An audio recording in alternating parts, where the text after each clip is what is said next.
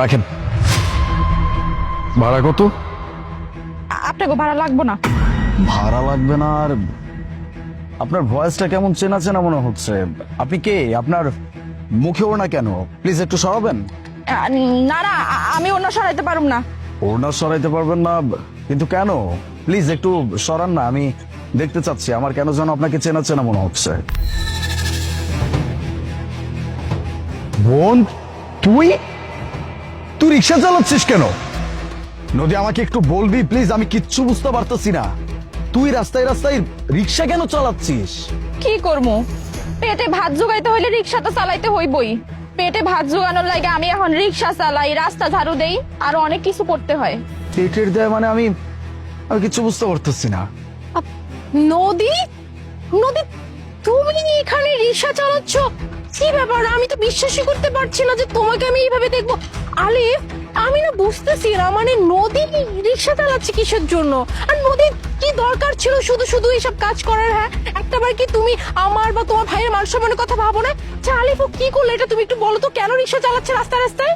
সত্যি ভাবি, তুমি কিছু বুঝতে পারতেছো না যে আমি কেন রিক্সা চালাইতেছি? আরে তোমার জন্য তো আজকে আমার রিক্সা চালাইতে হইতেছে। তুমি তো আমাকে বাড়ি থেকে বের করে দিছিলা, সব ভুলে গেলা?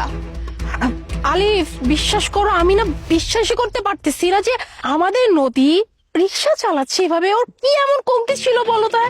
তোমার কোনো কিছু কমতি ছিল? হ্যাঁ, ছিল না তো। টাকা পয়সা, বাড়ি গাড়ি সব ছিল তোমার ভাই। তাহলে শুধু শুধু এই রিক্সা চালানোর মানেটা কি? হ্যাঁ, তোমার ভাইয়ের রেপুটেশনের কথা কি একটাবার ভাবলে না?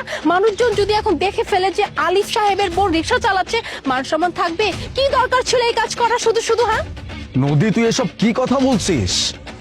উল্টো তো আমাকে এটা বলছে যে তোর নাকি শহরে ভালো লাগতেছে না, শহরের আলো বাতাস তুই সহ্য করতে পারতেছিস না, তোর এখানে দম বন্ধ মনে হচ্ছে। এই জন্য তুই ওকে বলছিস যে আমাকে গ্রামে দিয়ে আসো। এই জন্য নাকি তুই গ্রামে চলে গেছিস। আমি তো তাই জানি। কি ভাবি তোমাকে বলছে আমি গ্রামে চলে গেছি, আর তুমি বিশ্বাসও করে নিলা? ভাইয়া, একবারও খোঁজ নেওয়ার প্রয়োজন মনে করলো না যে আমি কোথায় আছি, আদৌ গ্রামে গেছি কিনা? শোনো, আমি না কোথাও যাই নাই। ভাবি নিজে আমাকে ঘাড় ধাক্কা দিয়ে বাড়ি থেকে বের করে দিছে। কি বলছে জানো? ভাবি নাকি একা থাকতে চায়, তার নাকি ননদ নিয়ে সংসার করার কোনো ইচ্ছা নাই। আমি নাকি সয় সম্পত্তি সব নাকি নিজের নামে নিয়ে নিব, তার নাকি কিচ্ছু হবে না। তাই ভাবি আমাকে ঘাড় ধাক্কা দিয়ে বের করে দিছে। আলিফ, আরে বিশ্বাস করো, তোমার বোন যে কথা বলতেছে একদমই মিথ্যে কথা। তোমার বোন আমার নামে এভাবে বানিয়ে বানিয়ে মিথ্যা কথা বলতেছে, আমি জাস্ট বিশ্বাসই করতে পারতেছি না। কি দরকার ছিল আমার নামে এভাবে বানিয়ে বানিয়ে মিথ্যা কথা বলার?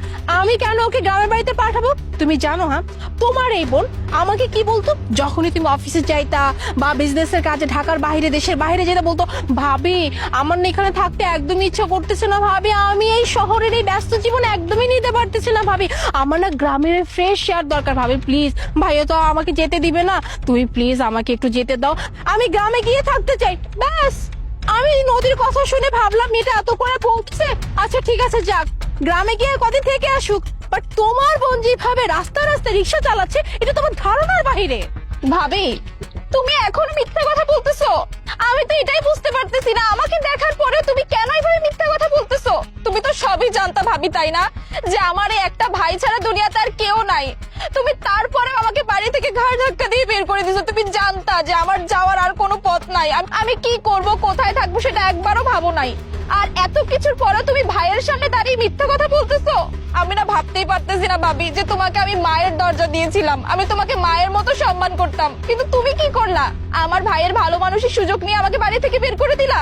বুঝতে পারছি, আমার কাছে এখন সবকিছু পানির মতো ক্লিয়ার হয়ে গেছে।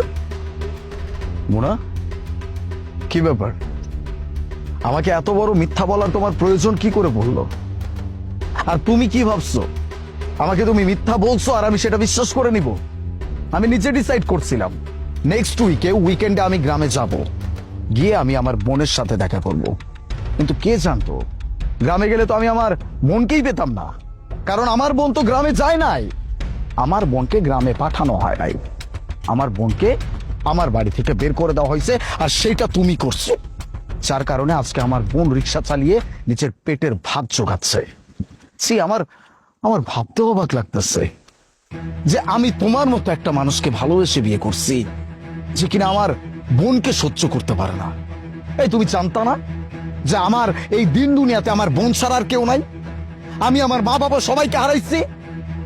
আর তুমি কিনা সেই আমার ছোট্ট বোনটাকে সহ্য করতে পারো নাই। আরে ও তোমার কাছে কি এমন চাইছে? কিচ্ছু চায় নাই। ও, ভুল তো আমার হইছে না। আমি আমার বোনকে গ্রাম থেকে শহরে নিয়ে আসছি, আমাদের সাথে একসাথে রাখার জন্য নিয়ে আসছি। এটা তো তুমি সহ্য করতে পারো না। আমাকে বলতো তুমি, সেটাও বলতে পারো নাই। কিন্তু সেটা না বলে তুমি আমার বোনকে বাড়ি থেকে বের করে দিচ্ছ। একটাবারও চিন্তা করতে পারলা না যে গ্রামের একটা মেয়ে শহরে কিভাবে সার্ভাইভ করবে। ঠিক আছে, তুমি যেহেতু আমার বোনকে বের করে দেওয়ার আগে একটাবারও চিন্তা করো নাই, তাহলে এখন আমি তোমার মতো মেয়ের সাথে আর সংসার করব না এই কথা বলতে আমার একবারও চিন্তা করতে হবে না। আমি তোমার সাথে সংসার করব না। আলিফ, কি বলতেছো? তুমি তোমার জীবন থেকে আমাকে বের করে দিবে মানে? আমি কোথাও যাবো? সামান্য একটা বিষয়ের জন্য তুমি তোমার জীবন থেকে আমাকে বের করে দিবে? হ্যাঁ বাবা, আমি স্বীকার করছি, আমি যে অন্যায় করছি আমি স্বীকার করছি যে আমি নিজেই তোমার বোনকে বাড়ি থেকে বের করে দিছি আর তোমাকে মিথ্যা কথা বলছি। কি করবো বলো? হ্যাঁ, আমার কাছে মনে হচ্ছিল একটা অশান্তি। আমি বাসায় ফ্রিডমলি চলতে পারি না, পার্টি করতে পারি না, বন্ধু বান্ধব নিয়ে আসতে পারি না। আমার কাছে মনে হয় তোমার বোন বোধহয় ডিস্টার্ব। এর জন্যই ভাবছি আমি ওকে বাড়ি থেকে বের করে দিই। আর তুমি জিজ্ঞেস করলে আমি মিথ্যা কথা বলবো যে ও গ্রামে চলে গেছে। বিশ্বাস করো, এছাড়া আমার কোনো ইন্টেনশন ছিল না। আমি শুধু একটু নিজে ভালো থাকতে চেয়েছিলাম।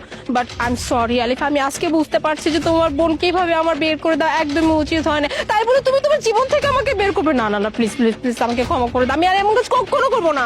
তো ভালো হয়েছে না? ফ্রিডম লাইফ চাও, থাকো তুমি তোমার ফ্রিডম লাইফ নিয়ে। তুমি যা চাইছো, যা করতে চাইছো, এটাই তোমার জীবনে হবে। কেউ বাধা দিবে না।